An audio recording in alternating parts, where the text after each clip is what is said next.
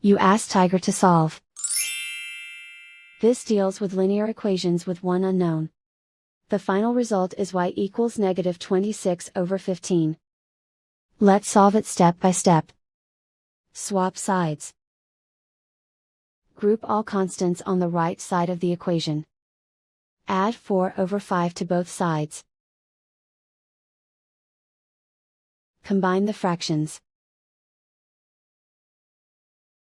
Combine the numerators. Reduce the zero numerator. Simplify the arithmetic. Find the lowest common denominator. Multiply the denominators. Multiply the numerators. Combine the fractions.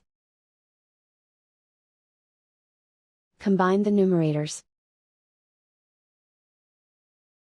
Isolate the y. Multiply both sides by inverse fraction 2/1.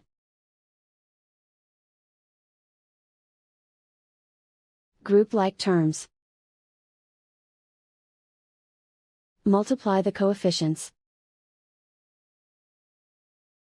Simplify the fraction. Multiply the fractions. Simplify the arithmetic. And so the final result is y equals negative 26/15.